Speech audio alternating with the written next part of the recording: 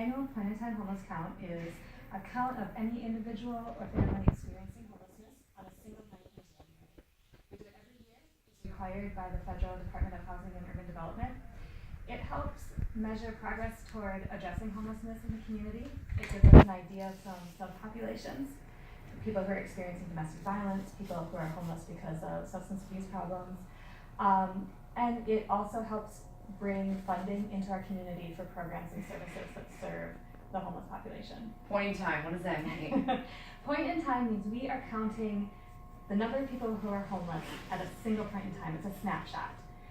We know that there are people who will be in and out of homelessness during the course of the year.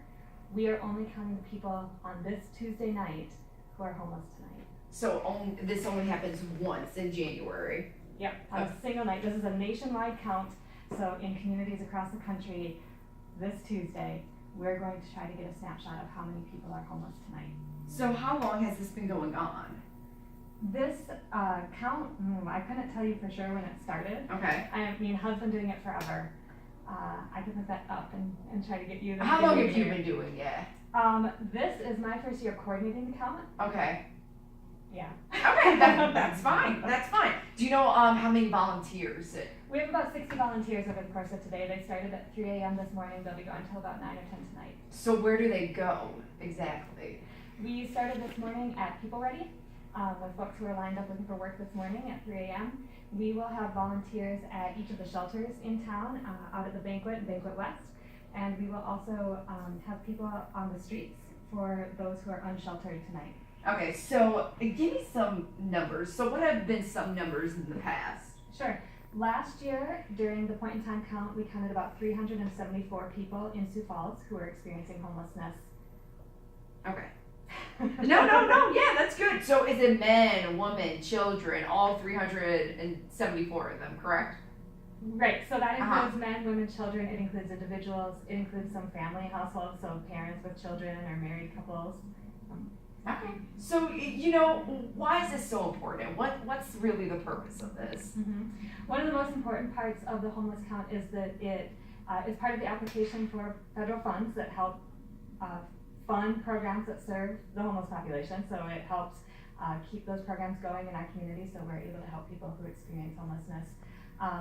For our community, it's really important that we acknowledge homelessness and that we have an objective and long-term measure of how we're doing when it comes to homelessness so that we can track any change over time and know whether we're doing better or worse and how many families there are out there or individuals who need to be served. You kind of answered my other question, but this is going to sound a little bit blunt. Why should people care? Sure, I think people should care about homelessness in our community because it's something that's happening right here in Sioux Falls. It's easy to think of something it's easy to think of homelessness as something that's distant or out there, it doesn't affect us. But I think especially the volunteers who are out tonight realize that these are our neighbors, these are people in our community. Many people are homeless for a very short time because of some chance circumstance that happened to them that could happen to anyone. So it's a real reminder that homelessness is something that happens to real people. Okay, awesome. So you think that this is going to get more people aware for sure? Yes. It'd be great if this raises awareness about homelessness here. Okay, awesome. How can the community get involved? Sure. So every year we are looking for volunteers to be actively involved with the homeless count. During the course of the year, of course, you can reach out to shelters or organizations that serve the homeless community, including Banquet or other organizations like that. And just sort of keep tabs and stay aware of this problem in our community. Okay, so just contact any shelters, contact any facilities in order to help out the community. Sure, yeah, most of the shelters in town have information about volunteers or the donations, the things that they're looking for right now, if you'd like to work on providing that to them. Okay, let me see if I have anything else. I should ask, what's on the surveys? Sure. If you don't mind me asking, what is on the surveys? Yeah, I can get your copy. The survey asks really for very basic demographic information, so we want to know approximate age, race, gender. We want to know whether people are in a family household or whether they're staying as an individual. For people who have been homeless before, we ask how many times they've been homeless so we have an idea of how many people are chronically homeless versus experiencing homelessness for the first time.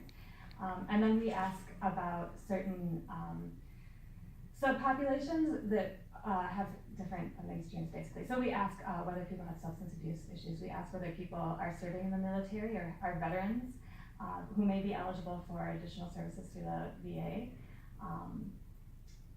We ask about HIV and AIDS status because there are programs specifically dedicated to serving people who are homeless and HIV positive. Okay, awesome. Anything else that you'd like to say? No. Okay. That is it. Alrighty. Because it does ask